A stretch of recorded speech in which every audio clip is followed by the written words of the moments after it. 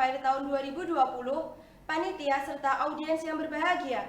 Perkenalkan, saya Indira Sofia, serta rekan saya, Fatia Zilora Gusti dan Najwa Nur Fatimah. Kami dari MTSN 1 Ponorogo akan menyampaikan hasil penelitian kami yang berjudul Efektivitas Karalsedi, karbon aktif limbah sekam padi dan kulit pisang untuk adsorben ion Pb pada air limbah dalam upaya mengurangi pencemaran air.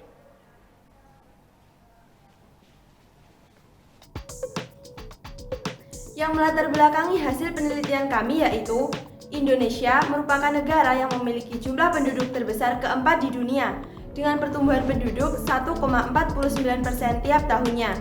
Pertambahan penduduk berdampak pada peningkatan jumlah limbah yang dihasilkan dari berbagai aktivitas manusia.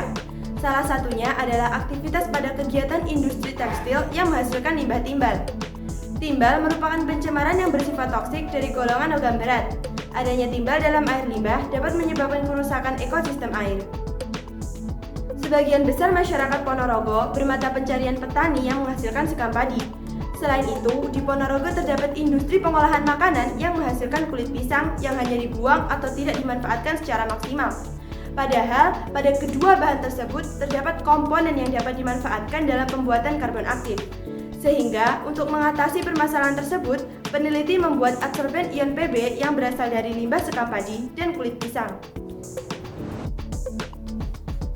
Adapun rumusan masalah dalam penelitian ini meliputi bagaimanakah karakteristik Karalsedi dan pengaruh penggunaannya terhadap absorpsi timbal pada air limbah industri tekstil. Pertama adalah dapat memanfaatkan potensi daerah yang ada dengan maksimal.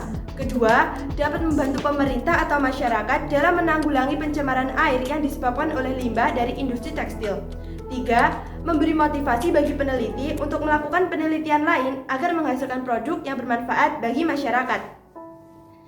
Adapun kajian pustaka dalam penelitian kami meliputi sekam padi, kulit pisang, karbon aktif, ion Pb, dan penelitian relevan. Selanjutnya akan disampaikan oleh rekan saya, Najwa. Terima kasih Indira. Penelitian ini merupakan penelitian eksperimen dengan data diperoleh dari penelusuran terkait data eksperimen dan digital auto internet.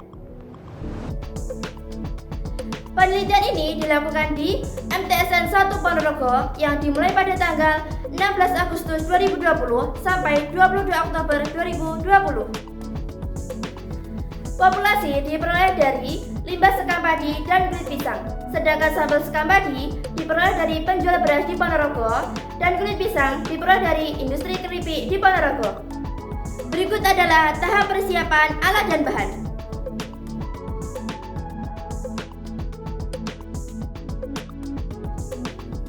Untuk selanjutnya adalah tahap pelaksanaan yang meliputi proses dehidrasi, proses karbonisasi, dan proses aktivasi. Berikut adalah proses dehidrasi yang dimulai dengan menumbuk sekam padi dan memotong kulit pisang. Kemudian mengeringkan sekam padi dan kulit pisang. Selanjutnya adalah proses karbonisasi yang meliputi membakar bahan dengan suhu 400 derajat Celcius selama 1 jam, menumbuk arang sampai halus, kemudian menyaring arang dengan ayakan 125 ms agar sebuah arang sama. Untuk selanjutnya yaitu proses aktivasi yang meliputi merendam serbuk arang ke dalam larutan NaOH.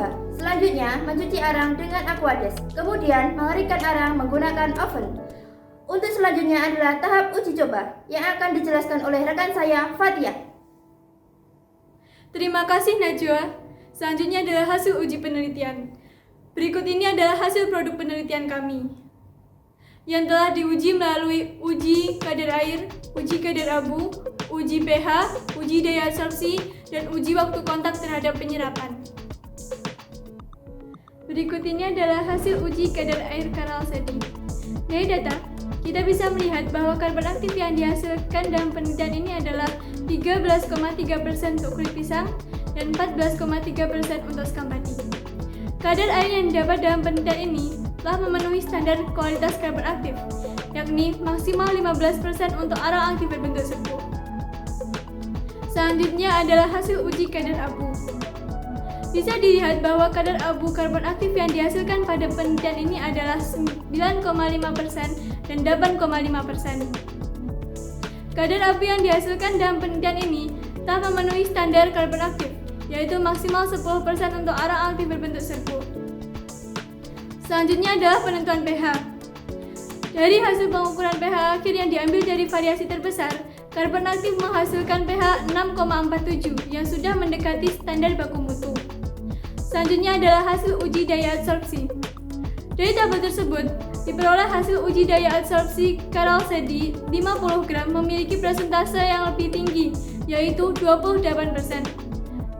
Hal ini menandakan bahwa variasi berbanding lurus dengan persentase penyerapan karbon aktif terhadap Pb. Selanjutnya adalah data hasil uji waktu kontak terhadap penyerapan.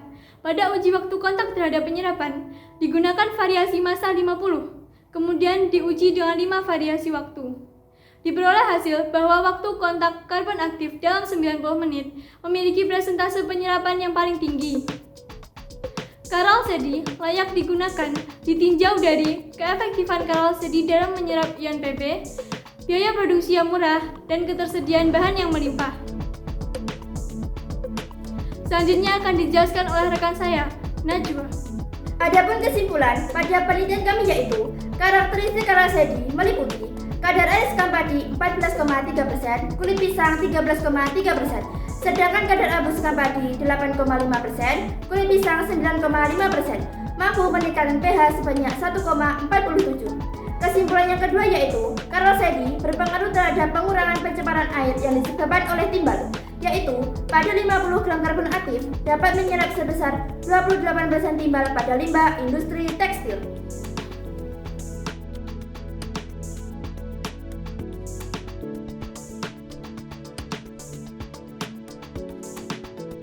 Sekian presentasi dari kelompok kami. Wassalamualaikum warahmatullahi wabarakatuh.